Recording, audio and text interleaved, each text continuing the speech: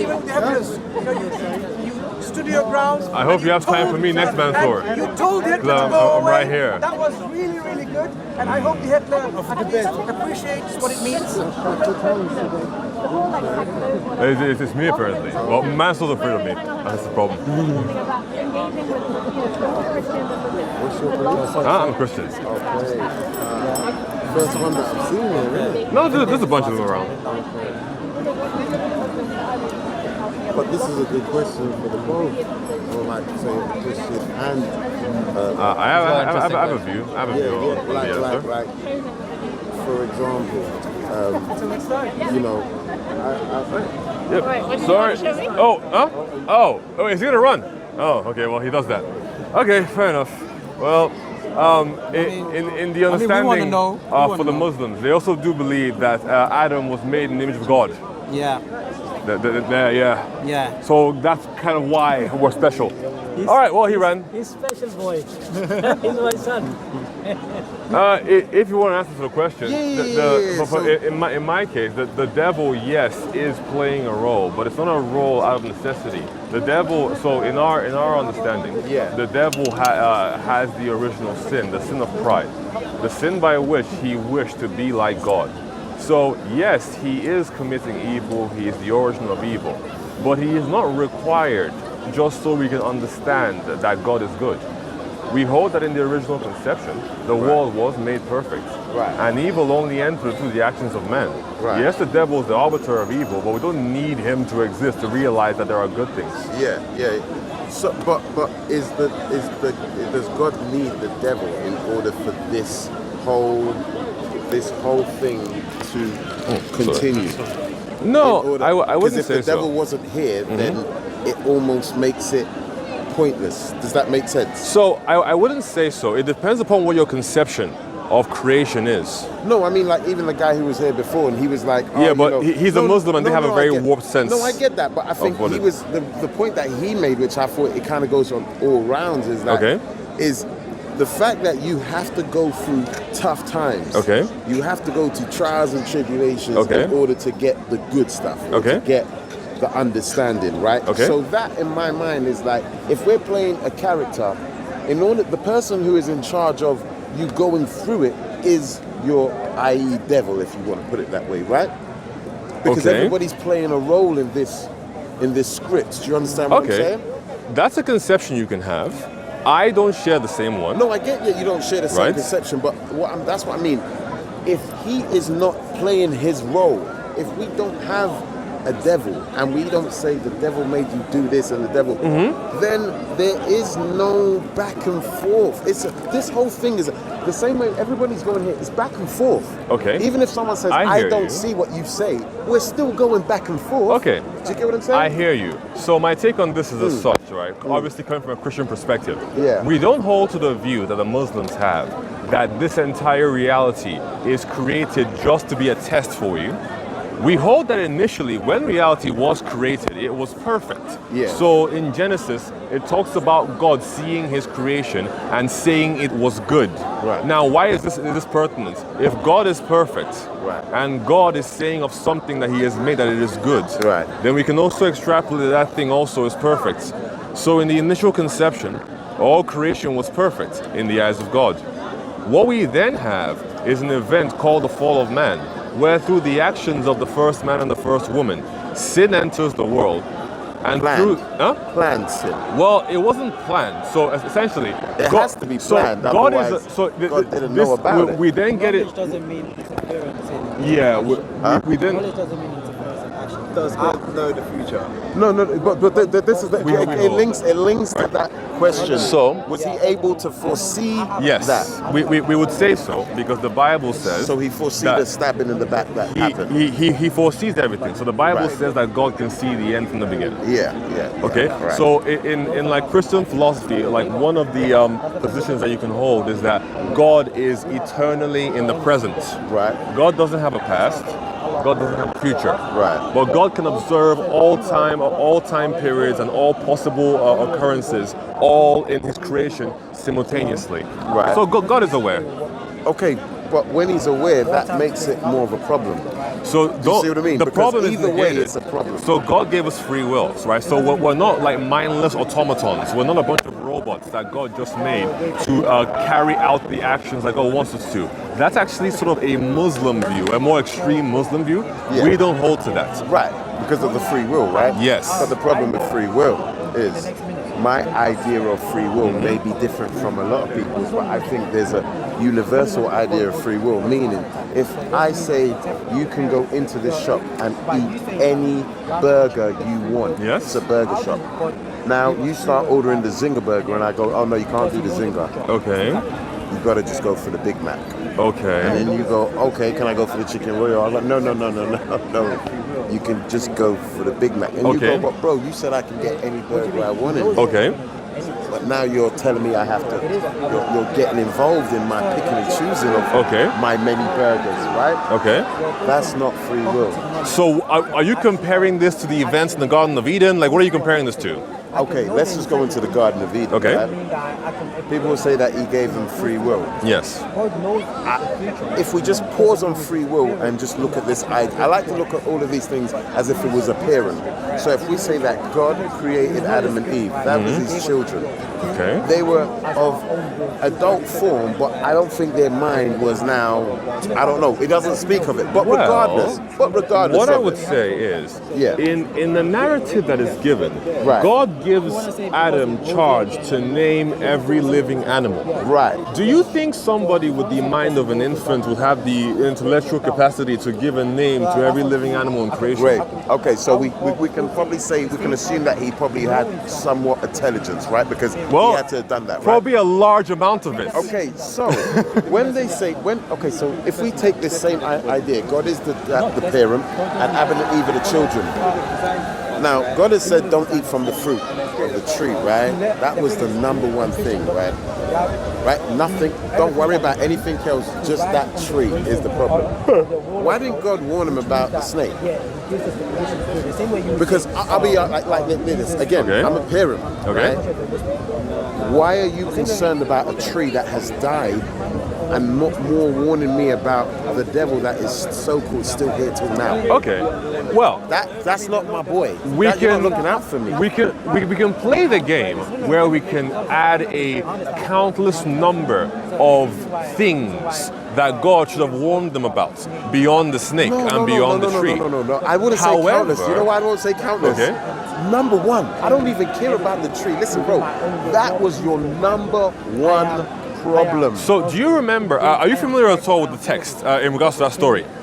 Somewhat. So God tells them that if they eat from the tree, they shall surely die. So I don't know. But they don't die. Well, they die in the sense that they were supposed to be immortal and never actually expire.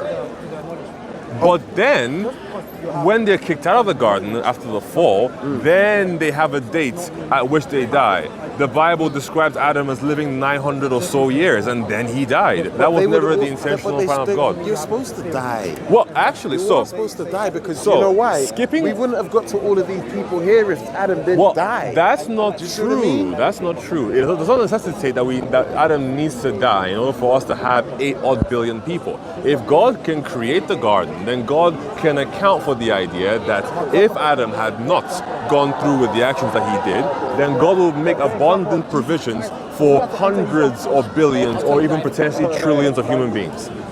Right. Now, when you talked about why didn't God warn them about a certain thing, going back to what I was saying about the text, he told them that they would surely die, and they seem to have understood what this meant when he mentioned this.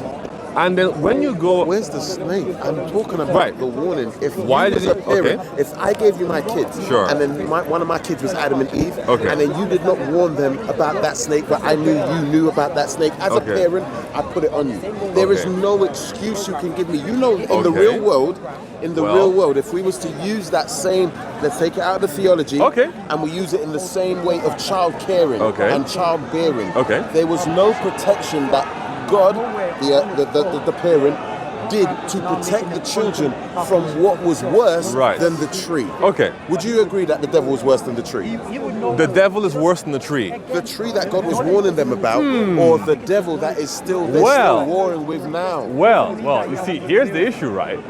Through the tree and the actions of eating the fruit of a tree, whether you want to see that as being metaphysical or literal, we then have the room for the devil to come and have more of an influence over humanity.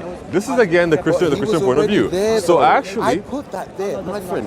Look at this. You know, like when people talk about you asked me one question. Let me finish it, right? And then we can go to the next one, right?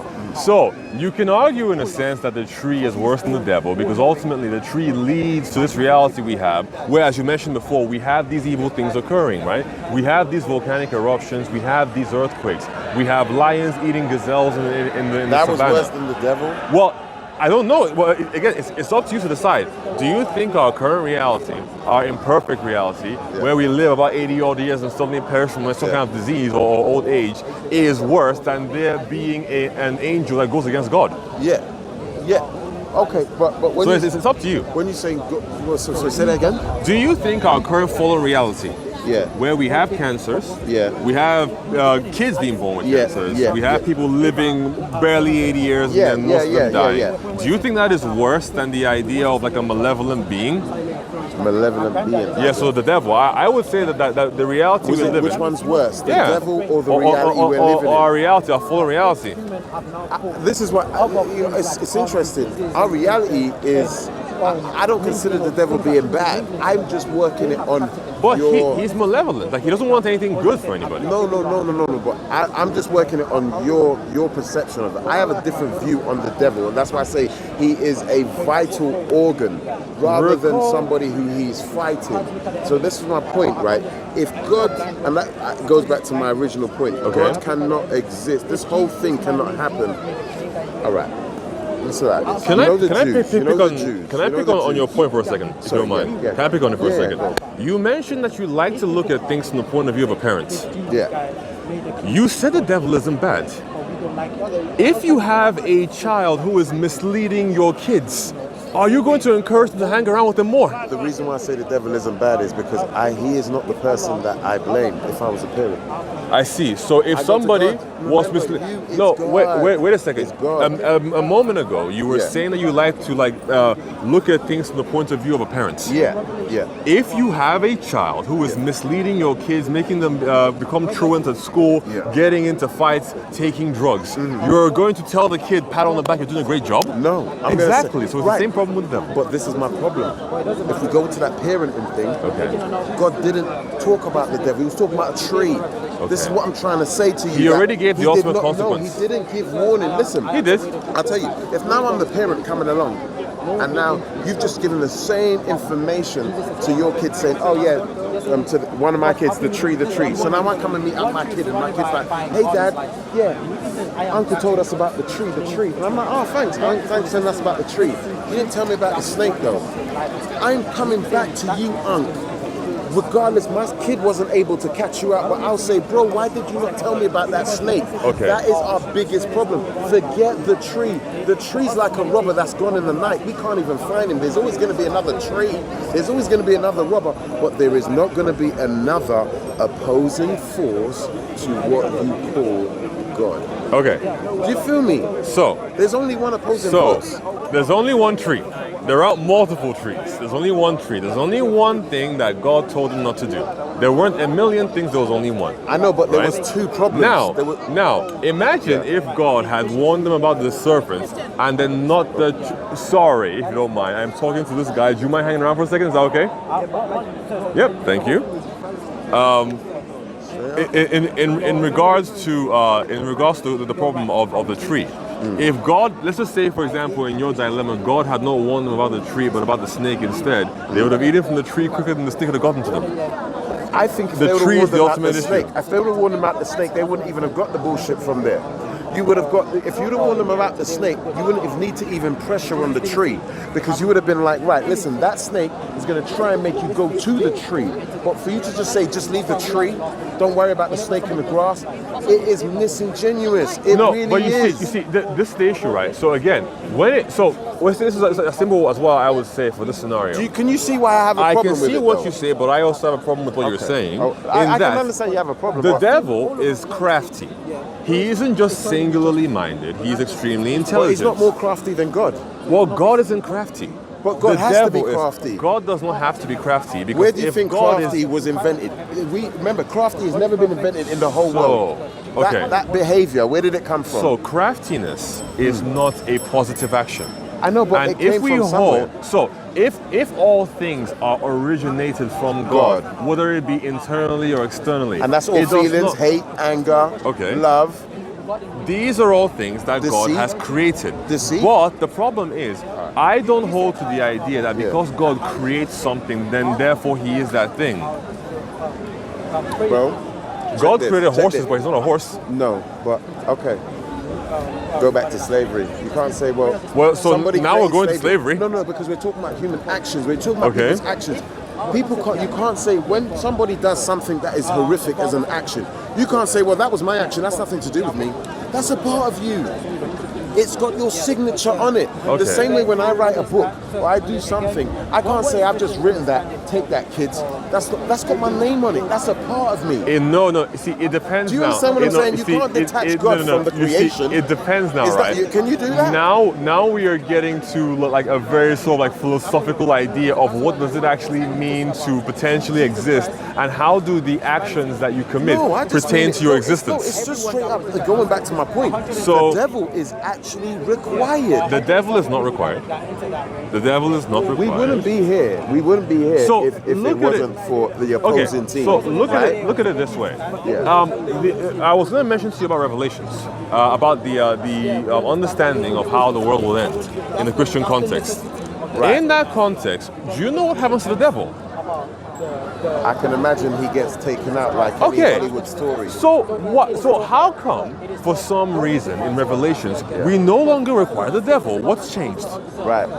But again, I can that Revelations is also quite problematic because it links up to the whole point of the heaven and hell. But you're understanding that in the end, the devil will be destroyed and cast into a lake. But that's the thing. That's the end of every bad movie. The bad guy has to get caught. But what happens is, in the Hollywood movie, you don't just leave him doing the stuff when you could beat him. The only time in a movie they leave him, whether it's Rocky and Apollo, is when we are toe-to-toe, almost identical. So I can't just walk up in there and go, dum-dum-dum, otherwise the film would have been over within 20 minutes. Why is the film taking 3 hours or 2.5 hours? Because me as the main character, good God, I have got to build up. Sometimes the good one ain't even as strong as the devil.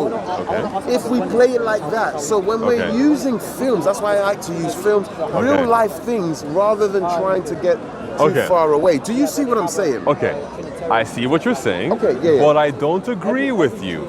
Because when you can see where I'm saying, I know I'm making somewhat of sense, even if you don't agree with me. I hear what you're saying, but here's the issue with how you're phrasing it. Right. When you want to use analogies, right? Ideas that can be applied to concepts to make them more understandable. Analogies do not have to be exactly like the idea. No. But so the analogy is used to put emphasis on one point. But this is automatic. He spoke in parables. Right. It's the same thing. Well, no, making somebody. But no one can turn around and go, "Oh Jesus, you know what? You can't. You're picking and choosing analogies." Look at this. You know what I mean? Did you get the message? Look at this. You get what I mean? You have said that because when you watch a film, the bad guy at times can be as powerful or more powerful than the good guy. And the reason why the film extends 3 hours as opposed to 10, 20 seconds is because the good needs to train towards defeating the evil. Right? Generally. Fine. Here you have maybe been able to talk about the battle of good and evil potentially, right? Right. But I don't think in this scenario that you've just outlined, you have outlined the relationship between God and the devil. But you can see that I've outlined the importance of the devil. By putting him on if it's a movie, if it's a mum and dad, if there's a male and female, he's one of them. If there is a black and white, he's one of them. You cannot have a conversation about God without his counterpart, which I like to say they're both one and the same. Because the only reason why I say they're one and the same is any other way is a disrespect to the idea of God. Because No. if you don't believe that they're one and the same, then you have to believe that the devil is just as strong as God. No, you don't. Which is why God has taken so long to move to him. If God was so strong, he could. You've messed up. You've messed. Look, I've created a creation. Okay. You have infected that creation from way back. Why am I continuing to let more of my creation go on while you're infecting it? Do you want to hear the answer to that? I mean, I'll be interested to know what God has already outlined how everything will end. Right. So the devil has already been judged, and at the appointed time that God has outlined, the portion of the devil will be dealt out to him. Right, now, if we were young people, and, you know, like, I need you to back me, and I know you could back me, and then there's another opposing guy who's just as strong as you, and I'm your little brother, and I'm like, brother, come and back me. And you start giving me excuses like, listen, there's an appointed time, Nathan, when I will back him. Okay. Even though he's giving me hell right now. Okay.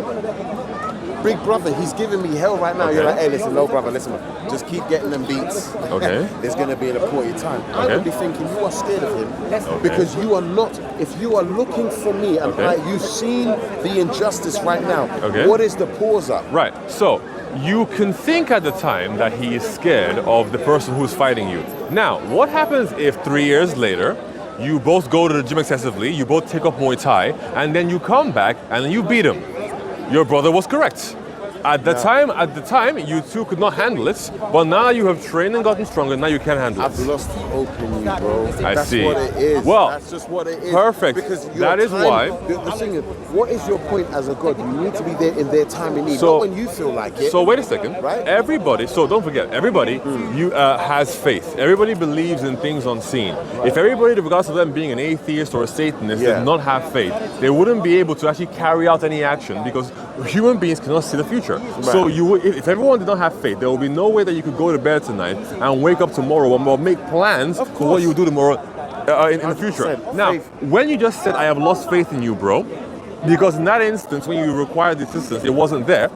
This is something that does happen to human beings. And 3 years they later, lose it's faith. too gone. They You're telling lose me what faith about in God, 3 years right? later? Now, 3 years later, this I've is now why. grown up and I've gone to the gym. Okay. I can back myself. I don't need you Awesome, anymore. awesome. You see what I mean? Awesome. But it's important that you realize that when God makes us a promise, that God is not the kind of person to turn back on his promise. Because God does not have to change his mind. But When God is always decrees a changing. Do you know thing, why God is changing? God is not changing. All right, I'll tell you Because why God is changing. Because change is a consequence of a created thing. But this is the thing. God isn't created. God has changed in many And times. I Do you know wanted why to- God has changed many times? I wanted to talk about the problem you raised before, about the devil and God being one and the same. Yeah, sorry, go ahead. Please. God is perfect, the devil is not, so they can't be the same. Out of imperfection comes perfection, my friend. Well, what I'm no. trying to say. Imperfection does not come. Sorry, You know the idea that they say through the diamond, how a diamond is created. a diamond is imperfect. Process. I know, but it's not about it being perfect. Okay. It's what we look at it as being perfect. We the most So- general people, nobody. How would unless you you're living define in a- perfection? Right. Let me I have try mine. Let me try and hit with you Okay. this idea, right? Let me give you a point of God is. Let's go with Abraham. And this Okay. is very important. I'll Okay. try and start with Abraham. There's a few points, but I don't want to go off point. But Hey, this I'll is start okay. with the point of Abraham, Okay. and then I will go into the blueprint of Abraham, the whole story. I like to call them the Abrahamic religions, because you are part of a corporation. I know it sounds crazy. The corporation is Islam, Judaism, and Christianity. It is the Trinity. You cannot, you all, this is why I find you lot can all be going back and forth, but you all have hierarchy. There's a hierarchical level which none of you lot speak about, right? I don't agree with that, bro. I'll tell you what a hierarchical level is, right? And this is why I'll go with let's see where you Abraham. go. I'll start with Abraham. Okay. So, a Muslim cannot be a Muslim. A Muslim cannot be a Muslim without accepting a Christian. Their story. You can't be like, oh well, I've never believed in a Christian. They don't exist, but I'm a Muslim. How do you work that? How do you work that out? Because we're on Jesus. You have to accept Jesus. You have to accept Jesus. Yes, but That's our only story. the way the Quran says you should. Right. Forget how they say they should. If they didn't create the character Jesus. Okay. The Christians generally did. Well, he wasn't created. He let's was just say an actual individual. So we're the ones who talk about him the most, sure. Okay, now, when you go to the Christians, you can't be a Christian without Judaism. Sure thing, because we believe that Christianity is Judaism, that's fine. So fine. you see the hierarchical level that I'm speaking of. There is no one wants to accept it, but there is, even if the gaining of the knowledge, like if there was 3 kids and I'm the dad, and I'm like, right, all 3 of you are going to get the knowledge. You don't all get it at the same time. Let's be honest. Me, the dad, I gave it to the Jewish guy first. I don't care what he done with it. People are like, he didn't get the message. He messed around with it. But I gave it to him first. And then I gave it to you, the Christian, second.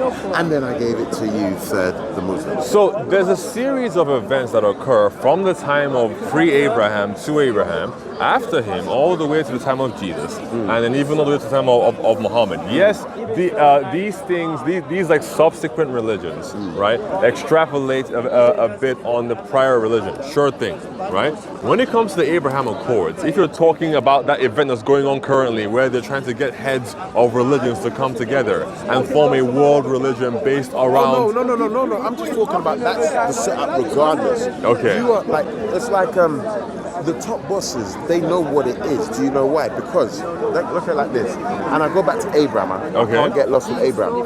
So, when Abraham was there was no Jew.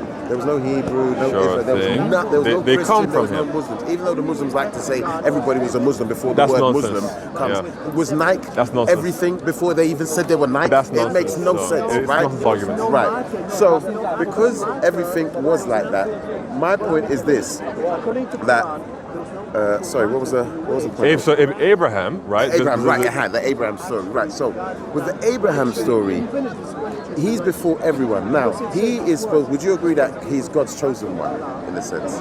So it does say that God looked at the earth and he didn't see anybody more righteous than Abraham. How is that possible? And I'm asking this because just look at the story of Abraham from what I know. If you know the story, correct me if I'm wrong. How could he do all these things? How could he lie? How could he marry his like stepsister, whatever the case was? This is how I like to even I like to break it down like this. The question I asked is, was Abraham anybody before he went and in contact with the first proper civilization? Someone can tell him, listen mate, you go and get your land. What was the first civilization, proper one? I got schooled today. Someone said it was Canaan before the other one. We don't know really. We always keep finding newer ones, so we don't know. He was rich, and where I know is... You can say Egypt, but do you know why I say Egypt? Do you know why I say Egypt? It varies. Do you know why I say Egypt? People say, well, how do you know that he wasn't a rich man before he came to... He was a poor man before he left, when he came into Egypt. The reason why I say it... I think he already had his... Oh, hey man, how you doing? I'm good, thank you, I'm good. No worries. I believe actually he already had cattle at that point. He wasn't He was lower. Like, he's still... Well, compared to a king, sure, but he was still rich himself. He's a refugee coming into... Because don't forget, there's also the additional story after he leaves Egypt, where him and Lot, who is training under him, have so much cattle that they can't actually... after he leaves Egypt. Yeah, but he didn't get the cattle from Egypt. But check this, right? So he walked into Egypt and he didn't have anything. And the reason why I know he didn't have anything is because the first time he got to Egypt, and this was the first problem for me when I was a little kid. Problems. How can you go to Sarah and say, if these Egyptians see you, they're going to want to do what? They're going to want to take you, sure. Take you. What? That, first of all, just think about it. That is a disrespect to the Egyptians. Because you are making out like they are barbarians, they don't have beautiful women. What was so unique about Sarah of why they should take her? Remember, you are talking about royalty. That's like somebody being a refugee. Why are you assuming he's referring to the royalty and not just the common Egyptians? Because the king went and took her. Okay. That's even not even a member of the parliament. He attempted to. Right, and that one's even more interesting. So anyways, remember, this is a refugee coming into a new land, and the king wants the girlfriend, the wife. I mean, she must be the most beautiful woman in the world. I mean, right? who knows exactly what kinds of tastes the king has? But check this, right? But why would you only assume that he wants beautiful young women, for example? Let's go with the story and we can see the logic. So, lo and behold, not only did the Egyptians want Sarah, the Pharaoh wants Sarah. Then think of it. But then what the craziness happens is this. what happens? Pharaoh can't touch her because God stops it. Okay. It doesn't say how. It doesn't say God that there was a padlock. I don't know what happened, right? And then he sends her back. Okay.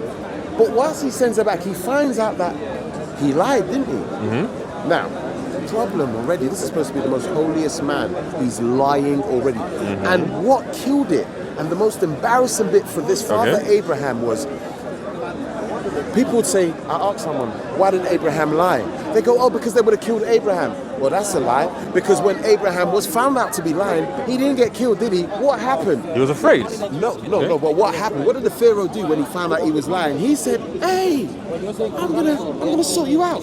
He gave him a slave and riches. Okay. And that slave was the one that he was actually able to have a kid with, right? Because he couldn't have it with Sarah. Yep. Bro. This isn't looking good for Abraham. Okay. And the Egyptians are looking like great people. Okay. And the question I have to ask is, what God are you on, Abraham? Because I need to speak to the Egyptians, God. Because they're the ones who've got you on. They put you on. They've put you on, right? And if we pause on Abraham, every great scholar in the Bible, I don't know about the Muslims because they're way back anyways, they had to go to Egypt first, even Jesus.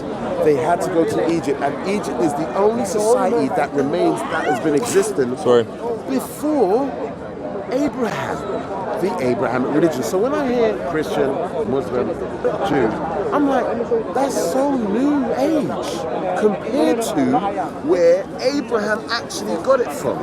And don't you think that's a problem? And then when I go and look at the Bible, this is what kills it. I know I'm saying a lot. I'm hearing you. I'm saying a lot. Then I ask myself, what people in the Bible does God hate the most? This is it. It shows. Hates the most. Hates the most. And the reason why I say hates the most is who's he done the most atrocities to as a people? Okay. Well, don't forget that. Who would you say? Well, I want to touch on all of your points. Okay. So do you want to drive to an ending and then I can come in? So my kind of ending is with that question is, for some reason, although all of the great scholars have been taught by the Egyptians, God in the Bible is constantly punishing them as if he is raging war with them when they have done nothing but teach his students. Okay. So, sorry. When it comes to exalting a location or a people above God, right? Yeah. The Bible talks about this, and it uses the example of Babylon. Babylon, again, is even used in the book of Revelations, right, to symbolize a society or a people that exalt their own greatness above that of God. Yeah. God has made man in his image. It is not impossible for man to have great civilizations. It is not impossible for man to make Egypt or for man to make Babylon. Right. Now, when you talk about God hating the Egyptians the most, the Egyptians are just one of the many people that God hated in the Bible. Not that God hated, but one of the many people who exalt themselves above God. And God is a just God and will punish according to the actions that somebody has done. Yes, there are people who have gone to Egypt who are following God and who have learned things in Egypt or lived in Egypt and come out of it. But ultimately, for as long as, whether it be Egypt, whether it be Jericho, whether it be Babylon. That's the university they've been to. But don't forget, they've also gone to Babylon as well. No, but so just because they've gone to a location doesn't mean that location itself is holy. Do you know why I know? Because even till today, we are still using Egyptian stuff. So, for example, we use Arabic stuff, Hindu stuff, African. We use all kinds of stuff, man. Come on. We're a globalized society today. No. But again, I like to go with timelines. Okay. Because you can't say we use Arabic. There was no Arabic man at a certain point. Sure thing. There was no Egyptian at a certain point too. Right, there was just these people, and they were building up to the Egyptian level. So what I'm saying is, when you see Abraham, he stumbles across a civilization that have their past university. They are creating pyramids. They're doing wonders. I don't think at the time of Abraham they had the pyramids. This is what's depending funny. This is what's when funny. you I always dated. say. This is why I always say. This is why it catches me about the Bible. Why is the big ones? They don't even speak of the pyramids. I don't think they were there at the time. Like the great ones. And this is why. There might have been smaller ones, like the ones you have in Sudan. This is the biggest problem that I have. Okay. With the Bible. Okay. No timelines. Well, see, I teach, when I was teaching Black history, right? Okay. And I did a different set. I didn't do none of this slavery stuff. I just taught Black history from the history of Egypt. Okay. And I did it with a timeline from the beginning, the first kingdom, middle kingdom, intermediate kingdom, to the last kingdom. Right. Till I brought my timeline from the start all the way till now. But the only issue is I don't believe in Egypt. I don't believe the Egyptians themselves categorize time periods. But this is what's crazy. They were so serious about it, nobody categorized, recorded better than them. You can't even say that. Yes, they had great records. Guys, like, let's say the Bible and everything, they're finding sea scrolls and chips here and there. You didn't need to find it. They had it right there. As long as you knew the Meta Netra or their language, read that. And they had resources. Good for them. And what's interesting is, how can people older than the Bible have no reports of any of them, like not even one. Right. This makes and this is why when I did my timeline of the Egyptians, my end off was always being like, where would you put the Bible stories? You can't, because they don't have a timeline. Well, so now this is a very interesting. I've heard some before. It's a very interesting topic, right? There are ways, if you want to marry some of the, for example, Egyptian kings that are talked about in the Bible to actual Egyptian kings that you have in history. I mean, for example, one of the popular ones that I've seen is people trying to figure out who is the king of Egypt during the time of Moses. That's the main one that everyone goes to. And I've seen two main theories. Some will mention Ramses II, but then given the description of like certain things occurring to the king at the time of the king, they've actually got his coffin. They've got his mummy. One of the it's the Muslims that claim that Allah said that He would bury him in the Nile or something and preserve his body, but we don't think that crap. But it's in the British Museum or one of those museums. Yep. But where is? There's the other one. Sorry. There's the other one. I think it's Akhenaten. No, Akhenaten, I think. Or something like that. There's another instance, right, of somebody who is likely to be more like analogous to the king described at the time of Moses, right? Now, I am not an expert in drawing these parallels, right? But if you wanted to, yes, you could tie events that happened in ancient history to events that are described in the Bible. It is only a one-to-one representation because we fully accept that at the time that these people were writing these stories, right? They were writing it from their own perspective. But there's not one date. Don't you think? I don't, because we have no idea how the people in that time even categorized dates. I know, but we have an idea about people older than them, how they categorize. Don't forget that Moses. So the first 5 books, the Genesis, Exodus, Leviticus, Deuteronomy, and Numbers, right, which tell you about Noah and tell you about Abraham, are attributed to Moses. So Moses comes hundreds of years after Abraham. So Moses is writing or talking about and having these things being written about by people who he says to have received the information from God, and he's describing it to people in a way in which at their time period they can understand this. So when he's given that description, he isn't saying, approximately 457. No, I get that. Yeah, he's not doing that kind of thing. The Egyptians can say that's the way he's looking for. But the Egyptians can say the same. And that's but fine. You know what's good for them is they at least give a date. That you can't have. How can you have a whole book that doesn't even give one date? Because not even one. Do you know? We need to understand, did they date things in the way that we do back then? Okay, but do you know why I know they should have? Because if you go before them, the Egyptians, they dated it, and they're older than them. The Egyptians dated thing, that's great, right? But so did the Aztecs. That's great, but the Aztecs are way later than the Egyptians, right? No, but what I'm trying to say is and we're later than the Jews. So just because one civilization did a certain action doesn't mean that everyone else does it too. No, but what I'm trying to say is this. Every nation has recordings. And when you don't have the recordings, and I can tell you now, you'd have to prove that they have recordings and datings. They've still got the mummies of people that are older than people in the Bible. That's fine. Where are the people in the Bible?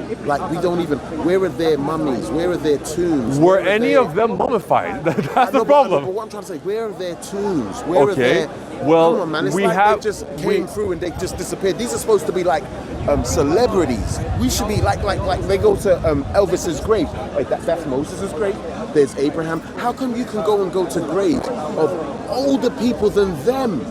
And you can't even, that doesn't make any sense. Okay, Do you wait. see what I mean? It like, depends. time doesn't work like that. It depends who you're Surely talking the older, about. the less, not the older you get the body, and then the newer, you get nothing. It depends. Do you know what I mean? It depends who you're talking about, Abraham. right? So Abraham, for example, Abraham and his son, and I think his grandson, they're described as being buried in the grave of the patriarchs, which today is in Hebron. I know, but bro, right? The funny thing is, when it comes to Moses, we don't really know if that's the case. You could just slap a tomb on there and go, yeah, that's Moses, that's Abraham. There's no you real... could do the same thing with the Egyptians. But it's not written there. But it's not written there. There's nothing. The problem I'm having is when you don't put in life, in our life that we have, in the court of law, I tried to say to someone, you cannot have any basis of anything without a time, place, location. The moment you come and go, Your Honor, I'd like to give evidence. Oh yeah? Oh, where was he? Don't worry about the time. What day? Don't worry about it. Let me just get the story. It doesn't work. Historically, have people always given, when people are writing things in their time period, in any civilization you look at, have they always given a time period in a description? Listen, there's at least one. There's none. No, there's none. No, that's not true. You said time period, location, and description, right? We have at least 2 or 3 of them for every story in the Bible. No, okay, so this is what I'm trying to say. Moses was in Egypt. What year? We know that. What year? In the time. Oh, sorry. What year? So it is. Who was the king of Egypt? It is speculated that Moses. Yes, it's speculated that Moses lived in the 15th century and why BCE. Is it speculated? Because they didn't even write any Moses in their works. The only Egyptians that have is they're called Tutmosis. That was a name, but that was a pharaoh. That's nothing to do with Why would they? Moses. So if you think about it, right? Why would they write Moses in their works if essentially the description of Moses is that he was raised he was a Jew, raised in the house of the Pharaoh by the Pharaoh's daughter, killed a man at the age of 40, ran away, came back when he was 80 years old, and then caused several interesting events to occur, and then leave again and come back. You know about the Hyksos? The Hyksos, no. Right. They're an invading people that invaded the Egyptians through the Middle Kingdom and the Intermediate period. If they didn't want it, they didn't have to put them in. These people took them over. Well, that's a difference. That's a difference. But what I'm trying to say is that's a difference. They took them over, and then I know, for example, when the Sudanese or the Nubians invaded and then restored Egypt back to its former glory, they adopted a lot of Egyptian customs. So those people could have talked about themselves. Yeah, but there's got to be history, even if you change it. But then the Jews didn't do that. But there is no Israelites. There is no let my people go. Do you understand Why that the do you story? think these things will be documented like that? All right, check it out. Right? You can't have the Egyptians have such an input in the Bible. Yeah. All right, it's like this. What, yeah. an All right, input, you so say? I'm an Egyptian. Right? Okay. I'm going about my business. Yeah, we're just Egyptian. We do. You come out of nowhere. You're trying to align yourself with us. We don't align ourselves with you. Well, the Bible doesn't align with the Egyptians.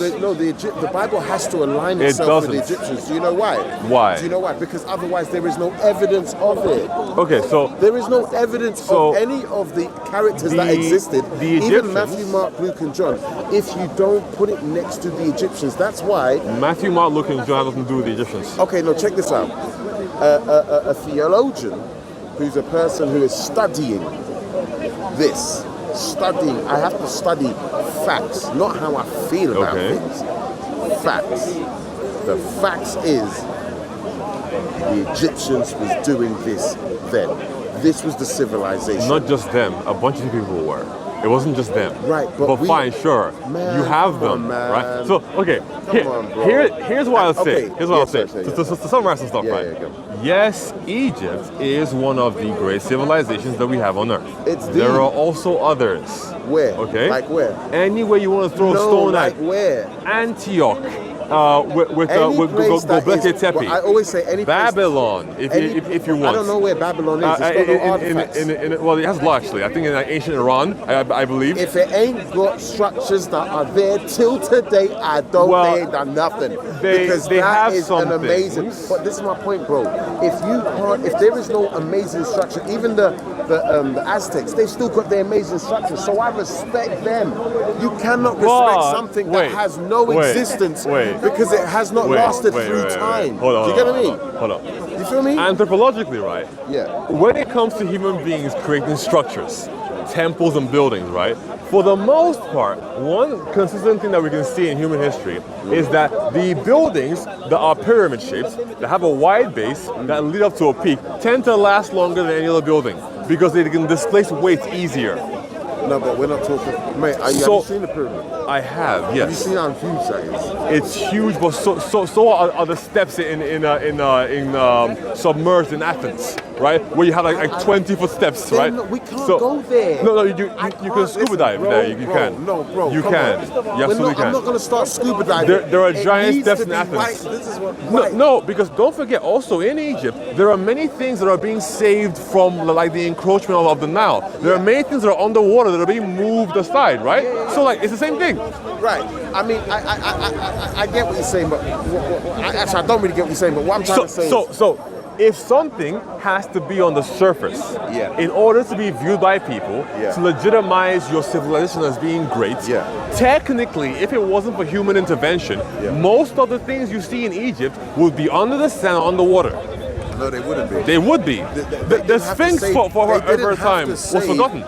But whether it was forgotten, it wasn't. Because it was on the sand. Yeah, but the pyramids was there, so they were always able to see it. They just had to go and dig deep, right? So this stuff is still here. We haven't got to the Abraham stuff. The Bible stuff is nowhere to be seen. It's not hiding under sands. There is no mega structures of their existence. Was Abraham? No mega structures. Was Abraham described as making a mega structure? Listen, all I'm trying to say is you're putting criteria that isn't really there. What I'm trying to say is this: you're remembering a myth. You're remembering a myth. Okay, wait. We don't actually have. Take for example that the Egyptians existed because I can go to the British Museum and hold it. Do you know if the British Museum had Abraham, they'd put that shit right there? But they don't. Great, right? But they don't. Here's the issue. First of all, right? Don't put that before the Egyptians. When you talk about like great structures, right? If you look at like West Africa, for example, right? You don't have many megalithic structures in West Africa, like from past civilizations, right? And then West Africa is just as old as East Africa or North Africa, right? We do have megalithic structures. What megalith do you have in West Africa? I mean, see, that's the issue. Why would you just hit up West Africa? Because by your criteria, you cannot deny the existence of a certain group of people or person simply because they don't have megalithic structures that you can go and see. No, I'm not denying that, but what I'm trying to say is this, going back to hierarchy. I like to go back to use the hierarchy because everybody's done everything. But who are the forefathers? Who are the fathers? Like, someone can turn around and say, oh, I heard black people were the first people on the earth. Yeah, but it doesn't really matter about that, man. We're all here now. No. You can make an argument for sure, but what does it mean? What does it mean is because that's how they were able to, scientists, trace back from knowing that this black person was the first person. We can now study based off that information. If you don't have the information of who is first, how can you continue doing studying? If I watch the Matrix films, remember I told you about the Trinity? Well, yeah, you mentioned that Islam, Judaism, and Christianity are the Trinity. I wouldn't call it that personally, but sure. So the Matrix is the Jewish belief. Matrix 1. Matrix 2 is Christianity. Well, I've heard something else. Matrix 3, is Islam. Okay. Now imagine if I just came through and I said, you know what, fuck Matrix 1, I'm just going to watch Matrix 2. Okay. It's not possible. The same way I can't just come through, I can watch it, but it ain't going to make sense. Okay. Same way I can't watch it, just say, oh, I'm going to just watch Matrix 3 and I'm going to stick with that. That's where I'm sticking. No, because it started with Matrix 1. And this is where I keep talking about the hierarchy. Do you know, have you ever thought about this? Just thought about this. You are following an idea that was created. Stick with a blueprint. The reason why I say it's a blueprint is this. The Jewish man has said, we've got a blueprint. And it starts with Matthew, Mark, Luke, and John, Jesus, the Abraham, this is our blueprint. Well, let's just call this our blueprint. Okay. Right? Because they got the story. Listen, they were the ones that created it. You cannot own it. Muslims and Christians cannot. They gave you the idea of Matthew, Abraham. You would not know no Abraham if it wasn't for the Jewish guy, right? Would you agree? So, yes, sure thing. Okay, the story of Abraham as being the patriarch has been passed down by the Jewish people, sure thing. Right, so they're the top. right? They're the top. Now, when you say they are the top, you simply mean that they are the purveyors of the story. I mean, for example... Exactly, they're the purveyors of the story. They're originators of the story. If it's Marvel, if we took up Marvel, right? You can't go and take Marvel and put Marvel in Batman without letting them know.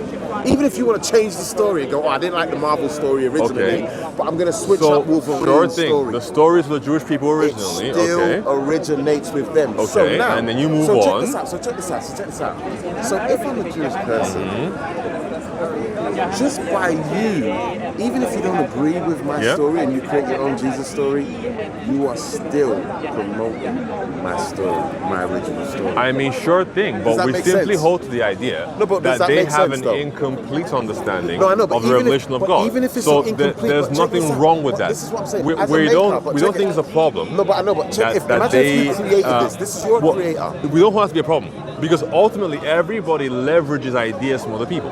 No, but what I'm trying to say is, so we don't have a problem with that. When you think about it, just think about it, and this is why I say they're genius. Who's they? The Jewish people. Okay. Absolutely genius. Okay, and if because them, I'll shake their hand because look at this. Okay. The Chinese man, he could have turned around and said, "Oh, the Jewish man's created a story called Matthew, Mark, Luke, and John. Yeah, that's nothing to do with me. I'm creating my own." Well, they have, right? Right, and that means that they have no exclusivity. Jewish people can come up to their Buddhist man and go, "Oh, well, you can't be. We ain't trying to be you. We don't use none of your story. We use none of your blueprint. You have nothing on any of us." Do you know why that doesn't work for the Jewish man? He would much prefer you, the Christian, than the Buddhist, because the Buddhist makes their story disappear. If we keep moving on with more Buddhists, then the idea of the blueprint of Matthew, Mark, Luke, and John will be disappeared. We'll be now on their ideology. Well, I mean, not necessarily, right? Because keep it alive. In the Gospels, right? You said Matthew, Mark, Luke, and John. Those are the Gospels, right? Yeah, the four whole Gospel. But check these are their guys, though. Wait, but listen. You get what I mean? Because yes, sure, they were Jewish. No, actually, no. Matthew was Jewish, right? Mark wasn't Jewish, and Luke wasn't Jewish, and then John was Jewish. So two of them were Jewish, two of them were Gentiles. Or non-Jewish, whatever it might be. But wait. So, just because these people are telling a story of a Messiah, right, from the perspective, at least in Matthew specifically, from the perspective, right, of the Jewish understanding of a Messiah and how Jesus Christ applies to that, that doesn't necessarily mean that if somebody is a Buddhist, per se, that their belief somehow cancels out what Matthew, Mark, Luke, and John wrote about. No, it doesn't cancel out, but what it lets me know is this: it's all cultural. And I'll tell you why it's cultural. Because I would say Christianity isn't just cultural. You may not. It's say global. It's not, I know you may say it's global. If you want cultural, look at Islam. No. The reason why I say it's cultural is, and I know, because look at the way Islam incorporated themselves. They came in saying, I have to accept Matthew, Mark, Luke, and John because that's their blueprint. I can't get into the club of the Trinity without accepting the top guys. Well, they don't kind of. But you can't get in the club if you don't. You couldn't say that Muslims couldn't hold no weight if they said Matthew didn't exist, Abraham didn't exist. You couldn't. They could never say that. You could never either. Okay, because but they'll say things, for example, your job like is Christ wasn't crucified, for example. But these are minor things, though. No, that's very major. Do you know what I found out? That remember, you guys are constantly making this stuff up. But the guys who originally came up with it, that's the ones who are really the originators. You lot can come with your additions. Like, for example, the originators, they didn't create heaven and hell. You don't create that. They didn't create Jesus. You don't create that. They didn't. Listen, even the Muslims, although they have to accept Matthew, Mark, Luke, and John, I've noticed how they put themselves in. They still have to go Abu Bakr and Abu Bakr this, because they know you can't hold this religion where we've got names that don't even sound like our people. It is cultural. This is why they've been able to insert themselves in their own thing, where they're going, I accept your thing, but I can still use my language. But let's say, and I always like to say black people, you're into something that is newer than yourself. Right? So if I am older than the information that I am holding gospel, we've got a problem. You would have to prove that the first information is the most correct information. I'll give you that. Right? You have to prove that. Do you know why? Do you know why I can prove that? Do you know why? Really? Okay. It always goes back to the Egyptians, because when you think about Abraham, which is where we started, Abraham didn't have anything. So if the God was great of him, why wasn't Abraham on top? Because Abraham wasn't on top. Why was the Egyptians on top? In the Bible, so with all the stories you see, do we hold that every single person that follows God is on top? But the Egyptians had the knowledge. They had the knowledge of the world at the time. They had some knowledge, sure thing, for their own context. Abraham had nothing, bro. Sorry? Abraham had nothing. No. You said, listen. Yes, God did use the Egyptians to give Abraham wealth. Sure thing, that's fine, right? But then you said... So God gave the Egyptians wealth. Well, yes. We see that, for example. Right, so that's my point. That whoever the Egyptians are following, I want to know that God. Well, I don't want to know Abraham's God. Well, Abraham's God is second rated. Now, I'm asking to go read this again, right? Yeah. But you would see that I think that the Pharaoh at the time recognized Abraham's God. It doesn't matter whether he recognized Abraham's God. That's being respectful. No. But I ain't working with him because look at what we're doing. That the Egyptians understood that Abraham's God was the true God.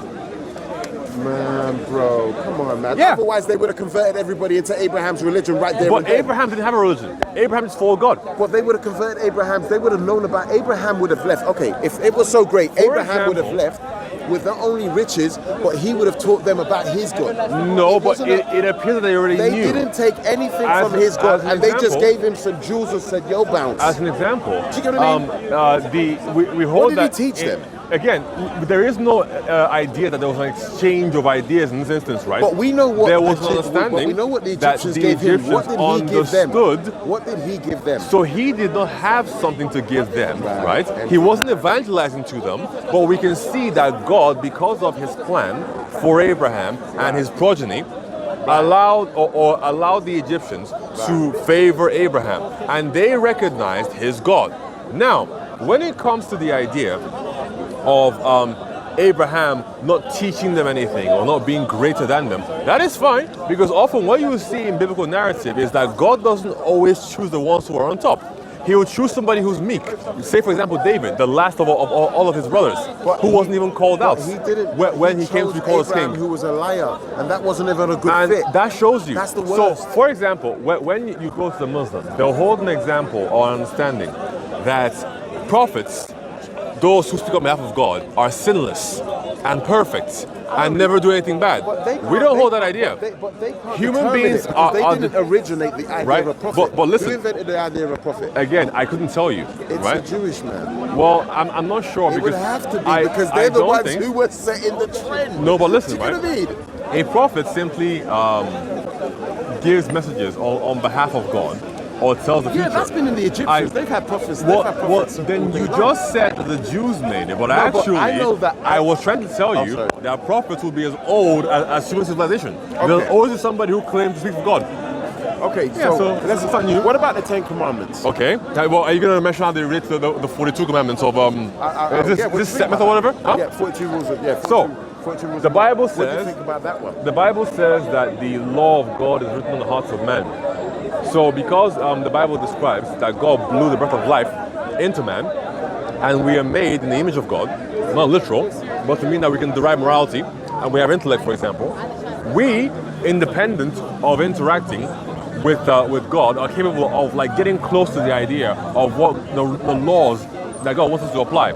Yeah, but the problem is... Think about any civilization you can think of, right? But those rules are coming directly from a civilization that was way before you. Again, that's everything I said still applies, right? But wouldn't you think it's the same that the way the Muslims... That's why the way the Muslims come and say that Muhammad got the information... Yeah. You didn't get the information if it was already out there. So, do you get what I mean? If you compare the 10 Commandments to the 42 laws, in the construction of how the rules are, they're completely different. The 42 laws is this Setmets? I forgot the name. They go as they're most of affirmations. I have not done this. Yeah. I have not done that. Yeah. I will not do that. Still the same. In the 10 Commandments, the first 5 are described as being for God. Thou shalt not. Yeah, but right? Bro, come on, and then the next five are for humans. It's not plagiarism. You done uni, man. Come on. It's not plagiarism. It isn't plagiarism, right? Because if you compare the 42 to the 10, there are things in the 42 that aren't in the 10 and vice versa. Yeah, but what I'm trying to say is no, most of the 10 is in the 42. In fact, all of the 10. And what makes it so bad is that there's 42, bro. You're only taking 10. Which of the 42 tell you not to make to yourself any graven image of anything that is in the sky? And now we get to my top 3. Okay. This is the problem. Outside of those 10 commands, the rest, the top 3 is where you get your nice edits. It's all for your Christian God. And this is where these made it more personalized. Most of those are the bulk of it, which is, if you look at the 10 commandments, that's what you give to people who are barbarians. Because you didn't need to give that to Africans. Do you know why? Because Africans were not thieving from their wives. They were living in villages harmoniously. That is what you give to barbarians. What? Surely. What situation did the children of Israel just come out of? I don't know. Again, slavery. Whoa. When you come out of slavery, you're not really the best you can be. I do not believe in the children of Israel story, because where is the proof of that? The Egyptians do not. They should be able to concur with a massive amount of people coming into them. The only people they have is the Hyksos. They have a variety of people, but none of these are Israelites. Okay. So what I'm trying to say is do we have an extensive and when you say about Israelites being understanding? slavery, Yes. if you understand what the Bible is, remember the Israelites came into Egypt. Yes, they did. How can you be a slave when you came there for help? Because it literally says in the story of Exodus that then they came a king who did not know the God of the children of Israel, and he began to mistreat them. I know, but what I'm trying to say is you are refugees. For example, when no one asks a question, when were you not going to go home? For example. When was you not going to go home? Sorry? You lot were refugees in Egypt. Yes. Everybody keeps being refugees. Have you ever thought about Egypt just kind of looks like England? We're sick and tired of teaching you guys. You came here with Jesus. You come here with Moses. You came here with Abraham. And you still have the cheek to write in your Bibles about God killing our firstborn. Are you not joking? Wait a second. Come on, man. You're conflating multiple things. Hold on. It's all included, Let's do them one by one. All right. Okay. You're saying that because they came in as refugees, that there's no way they could have been turned into slaves. What I'm trying to say is this. Yes, the reason why I say that is there is no evidence of that. And they like to say, oh, they made them slaves to build the pyramids. And well, shit. no. There's so many. But that's an idea. What evidence of them of being slaves? You have no home. You are coming into somebody else's house for refuge. We don't have no evidence of how they behaved as refugees. We don't know if they were thankful for the first years that they got taken in. We don't know how much money that they used of the Egyptian economy. We are here talking about they were made into slaves. That's disrespectful. That's like me coming up to your house and saying, mate, I'm homeless and I'm going to stay with you for the next 5 years. And then I leave your place and go, you know, that guy had me as a slave. Most people say, did you not walk yourself in there? I see. Come on, man. So come on, bro. Because you're saying that they came into Egypt as refugees. It's more likely. And then they stayed in Egypt for a period of time, and then they became slaves. But this isn't documented. I don't think that they became slaves. I just believe that they became, if I was to say it, right, ungrateful. Okay. Because that's what will lead you to that conclusion? Because I see it right now. When I look at refugees in the world that we live in, they come in, oh, we need the help, we need the help. Okay. Once they get comfortable, they're like, hey, bro, I should be eating better than this. Excuse me. Okay. Yeah. So which refugees leave the UK and say that they were slaves here? No, I'm not talking about leaving the UK. Well, you were drawing a parallel between what might have happened in Egypt and what happens here today. The reason why I use that is because Egypt back then would be like England or America. A place of power. So refugees only go to the place where there's money. They don't go because the sun's nice. They go where the money is. So it's the same thing. Egypt was a place just like, because it shows, like Egypt was like America and England all in one. And everybody came there for knowledge, refuge and all of that. And I'm trying to say, nowhere in the Bible did they say thank you. Not even God to say thank you for harboring my people. Thank you for teaching Moses. Thank you for helping Abraham. For example, instead, what we get is. Do you not think God that the floods them, reason? kills the firstborn. Wait a minute. Why were they prosperous? why they were prosperous. Because they were doing the will of God in that instance. No, but there you go. But how can they be doing the will of God and then God's also talking to Abraham over there? Don't forget, right? They were working with a different God. Let's say. Wait. Now we're dealing. So in that instance you talked about, right? Now we're dealing concerning the migration for refugee status. Now we're dealing with the story of Joseph, right? Who is Abraham's, I think, grandson? It's like, yeah. I know what you're talking about, Joseph. Now, Joseph is employed by a important statesman of the Pharaoh, right? In Egypt, right? Now, the Pharaoh keeps having a dream. Why does everything around Egypt? Listen. The Pharaoh keeps having a dream. Right? And he doesn't know what it means. Right. Who is the person who interprets the dream, allowing them to then store up against the famine? It is Joseph. But that's not evidence. There you go. But that's just a story in the Bible. That's not put anywhere in the... This is what I'm trying to say. These are the Egyptians documented things? Well, not everything. But at least to document the most important things. So you guys must have not been no importance for them to literally the most important thing for a Jew. For an Egyptian to document. Would it be some instances with like a population of Jewish people or something else? It would be the instances that you're deep because the Egyptian people looked at life like this. You are an intruder. If you are not Egyptian, you are an intruder, and it was documented. How do we know this? Because this is what they did with everything. Every interaction. In which kingdom? In all of the kingdoms. This is why I say I like to work with timelines. Because if you stick with the timeline, it's not about feeling, it's about did it happen? And at which point? Because the people who are older than you have their backstory. This is why, if you were older than the Egyptians, then you would have something to say. But it's like, we are older than you, and you came after us. How can you not have your back record like we do? HR would be terrible at this as a company. Okay. Like, you just see what I mean? You're not even stocking your books. So, just because, again... You know what I mean. Just because a civilization comes before, and it has like magnificent record keeping, doesn't mean this is not the standard for every other civilization, because it's not. But it has been, because if you go after that... No, because I can think of... British Museum? I can think of hundreds off the top of my head. Imagine if we had a British Museum with no date. Imagine if you just walked into the British Museum and it was just like, let's do this. Don't forget that you know what I mean? Those things that you have in the British Museum, at least the things that come from beyond antiquity, so the first like 100 years before them back, right, of the Common Era. It has to be done by dates. But here's the thing, right? Most of the things they have there are not dated by the people who they come from. They're dated by the British Museum. Even if it's fake. Based upon understandings of what's there. There's no numbers there. So if you wanted to, for everything in the Bible, you could put a date on this if you wanted to. But the date itself is not included there. I've seen the scholars, they have tried because there is no date. Do you know what the joke is? So you know how it's easy to date it? They have so many interactions with pharaohs. Why didn't they put the pharaoh that interacted with Abraham? Why didn't they put his name? You remember Abraham's name. How can you not remember the pharaoh? I do not know why they didn't put his name. How come you don't remember the pharaoh? There are other pharaohs that are talked about as well in the Bible. This is what I'm saying. And so we have their names. Next to who?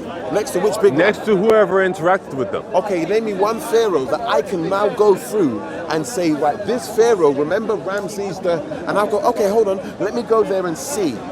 You can't, because they purposely. In order for me to keep alive, I have to. So I don't keep a Rolodex of pharaohs' names in my head. No, but if you want to, simply just go on YouTube and type in pharaohs in the Bible. And I have seen a video a few months ago that just shows you all of the ones that are mentioned and their possible counterparts. I think the channel is called Useful Charts.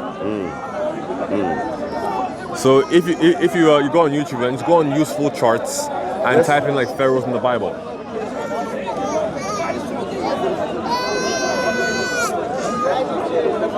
Useful Charts and then pharaohs in the Bible. And hopefully the video will come up. Pharaoh in the Bible.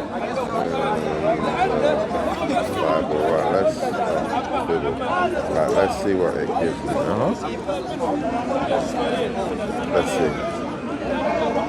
Usual charts, Pharaoh. Yeah, that's the one right there. 17 minutes, so you right, can. I think you I've can have seen more something. there, Right, yeah. okay. So there you go. I'll have a look at this. Sure thing. But I think I've seen something like this, but they always try to. There's no real definition because they don't have anything that backs it from them. Like I said, no, they do. It's a 17-minute video. Like, no, there's a lot of information there. What I'm trying to say is, your book, you have to prove its validity. Okay. I don't have to prove the Egyptians' validity because. Well, you might have to, because otherwise that would mean that everything they say is true automatically. No. I know, just their existence. You have to prove your existence, not what they're saying. So I don't have to prove the Egyptians' existence because they have pyramids, what? they have mummies. Okay. You have to prove Abraham, Moses' existence because they don't even have any written work from any holy people. They don't have any graves. Do you get what I mean? Well, they do have graves and they do have written works, right? The graves are just wait a headstones. second. Let's compare the two criteria you mentioned. Yeah. That we need buildings and we need mummies. Right. To prove that they existed, right? We just need some sort of indication. We have the exact same things for the Jewish people, right? We have temples that have been built and destroyed multiple times. Yeah, but I'm not talking about that. I'm trying to talk about, you're talking about, this is like Elvis Presley and Michael Jackson. Okay. How can you not have their bodies somewhere? Like, they are less. Take it like this, right? We don't have the body of every single pharaoh in Egyptian history. No, but we only have some of them. I know, but we don't even have none of your ones. Well, let's just call it, we don't even have none. So the Egyptians were very, very good at preserving bodies, right? Did the Jews do the same thing? Okay. I don't think so. Okay, even if we go that they were good at Mummification is preserving pretty good. bodies. They can remove all the organs and stuff, right? Let's cut the bodies. Okay. They didn't even write you guys into history. What do you mean, sorry? They wrote you of nothing. They didn't write about Jesus, no Abraham, no Moses. They didn't write about you guys. They didn't even write about the whole. What's the plagues? Okay. Of the locusts and that. There's nothing. These things are big things that they should be writing about. Okay. So let's do it one by one. Yeah. I don't know why they would write about Abraham. It was one interaction. I'm not sure why they would keep a record of one interaction the Pharaoh had with a certain individual. I'm sure the Pharaoh met many others. Because he goes on to be the top dog. Well, you so see, it's good to. Like when people say, "I met Michael Jackson before he was This is a problem. famous." Right? How would they keep track of this, right? Because Abraham himself, when he's alive, isn't all that popular. It's his children later that are popular. But then those children will be like, "Yo, my dad put that people on." And the Egyptians will be like, "Oh, okay, well, let's just write that down." Of course, listen. No, you have to prove that. You have to prove that. Okay, do you know why they'll have to write the down? issue. Because why would they help him in the first place? He was just a refugee. He had to be someone who made himself someone of stature. So otherwise, he would have just been a mere refugee, like anyone else. So why would he even give him a servant? What I would say to that is that it appears that the Egyptians, right? Don't forget, the first one I said is that God was intervening here. But secondly, the cave of the patriarchs in Hebron. And I mentioned that before to you. But is the burial place for patriarchs Abraham? I mentioned that all to of you. them. Yeah. One place is they're buried from all of them. Yeah. Patriarchs. I mentioned it to you before. The place exists, man. I know. In Hebron. I know you say that the place exists, but I mean that's great. But what I'm trying to say is this: even if you take away those places existing, right? The Egyptians were the greatest at keeping records. They made no reference to any of these people. But why would they? Because they made reference to anybody else that was coming in of great stature that meant anything. If they didn't mean them, then they didn't mean Where is the tomb of these guys? I am showing you the tomb of these guys, and now it doesn't matter anymore, man. No, but even if you bring the tombs, because I can't tell, I don't know if that's them, but one thing I do know is this. Did the Egyptians write about them? Egyptians write about them? I don't agree. Because if they didn't write on the Holocaust, if they didn't write on the walls about the hieroglyphs, then they didn't exist. But no, wait a second. Bro. You're making a mistake there. Go. Hieroglyphs weren't for history. They were for priestly activity. Not only did they write it down, they drew pictures. Yeah, hieroglyphs, right? No. Those are for like priestly activities, right? The regular text is like the demonic script. No, but what I'm trying to say to you is how they recorded things is, I was saying that they all right. I forgot to mention they even did it in pictures, just in case in the you didn't get the hieroglyphs. writing. They did it in the pictures. But there those is are two different things. There is no pictures of Israelites moving out. Because that's not true. That's not true. The only pictures they have is do you know who the Hyksos? These cars of the war. Yes, but do you know who they under wore the in? river. But do you know when they cross the sea? No. There is. Have you heard? I haven't looked but into do you this, know who they so are? I am not aware, but potentially it could Do be. you know who those are? There is a picture of the Egyptians destroying a certain people. Do you know who those people are? You can connect it to the history. They're called the Hyksos. They invaded Egypt and Egypt had to run them out. There is no Israelites. So where are the Israelites? So my point remains the same. They're not even. So we it doesn't don't even matter have, about the burial ground. They're not even in the history books. They're only in your history books called the Bible, the Quran, or the Talmud, which means that it has to only stay in those three. It can't go outside of those three when you go to Egypt, and even if you go to Asia, they don't talk about these people in the Aztecs. The Aztecs why would they? Because they don't talk about Egyptians either. No, they don't talk about Egyptians. What they do is they build exactly like the Egyptians. They don't even have to talk about them. Wait, do you know what I mean? I think you're exalting Egypt way too much. No, it's not about Egypt. It's an ideology of the world. We spoke about this before. I told you that across civilizations, the building structures that seem to last the longest are the ones with a wide base and a pointy tip. Okay, pyramids, but it doesn't right? really matter even if those are the ones that last. What I'm trying to say is that when you're in Egypt, when you're in Egypt and someone's in South America, because you have those two there, they're not talking to each other, or maybe they are. But they are coming up with some sort. You have to understand. Because wait. Abraham, Murphy, pause for example. All of those, Pause for a second, Did they create any buildings? Nothing. My dude, did nothing. Pause for a second, right? Creating buildings is not the be-all and end-all of your contribution to society. Okay, but what I'm trying to say to you is this. And in multiple history, civilizations have had those buildings. It doesn't mean that they all borrowed from Egypt. When they think about England, England only cares about what they have achieved. The pyramids in Egypt, what did you achieve? Even come from Sudan. I know, they were there first. But I know that. So, are we going to claim that they copied Sudan now? No, but that is what you call. What happened with the Sudan and the making the pyramids in Sudan is, you have to understand, in order to get to such a megalith as a pyramid, there has to be a training ground. They didn't just come up into the pyramids and go, oh, I want to create some pyramids. And then they automatically know how to do that. The same way that a child doesn't automatically know how to tie his shoelaces. It has to learn. So when you see Sudan and you see the little mini pyramids, that was the Egyptians training to get to the bigger thing. What if it was the Sudanese then? It was the Sudanese doing it. They are all part of the same people. They're all part of the same people. That's arguable. Brother and sister. That's arguable, man. Okay, no, but historically, no, it's not arguable. It is. They wrote it in their own words. Those are our brothers and sisters, and we wore them naturally. I don't know what you're referring to. I'm sorry. I haven't read this before, but if you can point me to it, I'll look at it. I will happily. Because you are denying that all these guys, they didn't exist. That's what you're saying. I'm saying I have no evidence of them. Where's the evidence? Because the people of history, the real people of history, not me, I didn't live in their times. The people that lived in their times didn't write about them. So essentially for him, if the Egyptians didn't talk about it, then it's not true. Listen, and that is my only way of reference. I'm sorry, because the Egyptians, you can't. How can you tell me that you don't consider the Egyptians? Okay, do you know? I didn't say I didn't consider them. Do you know I said that they're cool, do you know the but they're Egyptians, not like gods on earth. Bro, they were literally like gods on earth. Do you know they were literally like gods on earth? Do you know why they were like gods on earth? Let me tell you something. Not only the Egyptians, they copied the Egyptians for spirituality. They copied them in science. They copied them in agriculture.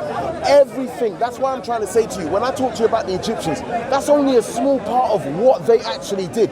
That's why I know people want to say everything, right? Even if you look at the American money, whatever you want to call Illuminati, whatever, they still have the Egyptian. They are showing homage to the knowledge way back. Wait, that literally comes from a time in the 20th century where there was an obsession amongst the aristocrats in America, particularly in New York, who would travel to Egypt, right, and then either bring back or make replica versions of things they saw in Egypt. Okay, that's where it comes from. Do you know the story of Champollion? We know where it's from. Do you know the story about Champollion? Champollion. Okay, so what Napoleon? happened? Champollion. No, not Napoleon. So Champollion was one of these kind of discoverers, right? Okay. And his cousin when they were finding out about the Egyptians, because nobody knew about them. Come on. Wasn't that Napoleon? No, Napoleon came after. Okay. But Champollion came first, and then when French dude, yes. Yeah, they looked at on the pyramids. They had all of the races of people on the wall, and they had a description of what the Egyptians thought of each race. They had white, Indian, black. This was groundbreaking. The Frenchman Champollion went back to Europe and said, what we have just seen on the walls of Egypt, you would be disgusted at where they class us, because they don't know about them. This is how life was. So that's when Napoleon came through and started busting off all the noses, because they found information that was very derogatory to the European way of living. Wait. If we were saying it's true, right, and Champollion apparently sees the inscriptions in the walls of what? The pyramids? Or right. Wait. Where did he see them? On the walls of the pyramids. Okay. Right. If we were saying it's true, and he does this, right? Yeah. But then why is Napoleon's reaction to come and blow the nose of the Sphinx, but not the walls of the pyramids? Right, because you can't. It's like this. There's certain levels. He did it in anger, but you can't just do that. Because you can almost say, well, why haven't they blown off all of the walls in Egypt, and we wouldn't even know about Egypt? Because from my understanding, it's still sacred. When something is before your existence, you cannot say that that's not sacred. So you can say, why didn't they go and blow off all of the stuff of the Egyptians? But they don't know the Egyptians. You can't just blow that off. You don't know what kind of curses or whatever is coming up. They don't care about us. They don't believe in us. Oh, mate, they really do, because they got it on the back of the dollar. So they clearly do. That's what I'm trying to say to you. What they have on the dollar is an Egyptian pyramid with an eye on it that isn't even from Egypt. But it is an Egyptian pyramid. Sure. It's showing you that we are taking wisdom. But I told you where it came from, right? It doesn't matter. I know where it comes from. The 20th century. So, no. Where does the image of a pyramid, does that come from the 20th century? No. The image of a pyramid comes from in America. It doesn't right? matter whether it's in America. But you were talking about the dollar bill. No, but in the world, when somebody sees a pyramid, doesn't matter whether the top is capped off or not. What do people think? Do they think Estonia? It depends where you're from. If you're from, when people think of the pyramids, what do they think of? It depends where you're from, right? If you're from a place that has no pyramids, I know, then but generally South America or Egypt. If you're in Mexico, South America Peru. Or Egypt, right? If you're in Peru, right? Right. You think of a pyramid from your part of the world. But that's what I've been saying. I've been saying South Americans or the Egyptians. Either one was telling you the same thing, bro. But one thing I will say is, none of these ancient people described any of the people you're talking about. Well, not all of them interacted with them. Listen, we know that even the Queen does it. The Queen will go and knight people of value. She ain't knighting the dustbin man. Not to say what he ain't doing ain't good, but it ain't of no value. So, when we come and die now, and we go, oh, the Queen was knighting loads of people, and then you bring up this dustbin man to me, and go, no, the Queen knighted him.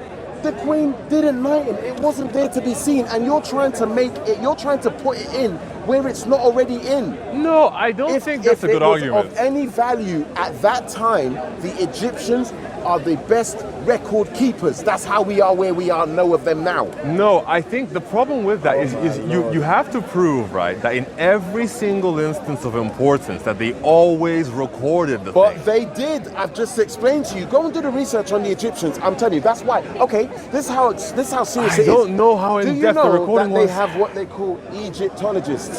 Sure, yeah, I've heard of them. Do they have Christologists? No, they have the Egyptologists you first. You can study Christology. Wait, of course. But they have Egyptologists first, because this is such an ancient people.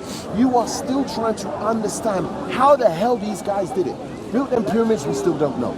People are still debating. Their spiritual system, we don't know. Their science, we have borrowed. We have done it like... You're just debating me on their spiritual system, which we borrowed as well. I don't agree with that. Okay, but all right. It's like this. There's similarities, but that doesn't mean that they borrowed it. Whoever invented the car, right? Let's just say it's Ford who invented the car. Now Mitsubishi has got a car. Is Mitsubishi now going to say, yo, Ford, you didn't do shit?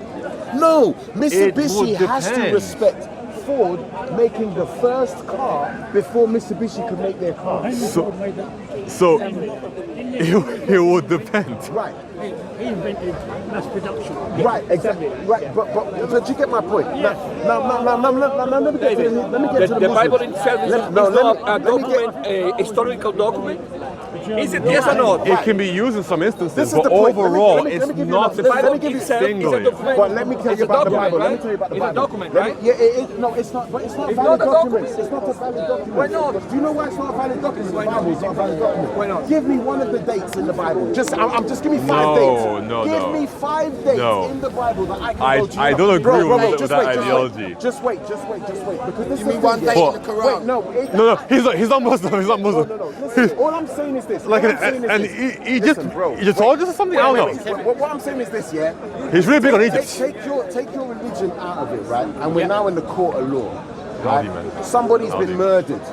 You go, I'm uses the gonna. Bible, You're don't saying you're gonna come and become a witness. You You're did, not gonna yeah? become a witness, Yeah, right? I And wasted my you time go today. and go, yeah, Your Honor, I was there. Oh, what time I don't know was what you I'm there? doing Don't worry anymore about with this it. dude. What day was it? Don't worry about it. I've just got the information. They're gonna say, get out the fucking court. I told him, okay, if you want So to how check can you it, now check bring me a Stanford. I Bible that ain't read it, doesn't but even it have was really no date and go there? what is Quran? They use the word But Quran. so this is why I always say if you want There is dates there. okay, and I'll tell you where you want to find the dates. If you go to the Egyptians, because they are older than the Bible. Yeah, the Egyptians are older. Damn, really? Cool. The Egyptians are older than the Bible. You're going at the solo. One man over went 4 or 5 men because they were trying to convert Christian. I just came in with Also the Bible has that. No, it doesn't. They were ready. They weren't ready for the ADS, man. My goodness. I mean, wait, what time is it now? I actually want to move on to this conversation. Wouldn't mind having one more. Let me wrap I it want to up. ask you, what were the Egyptians doing?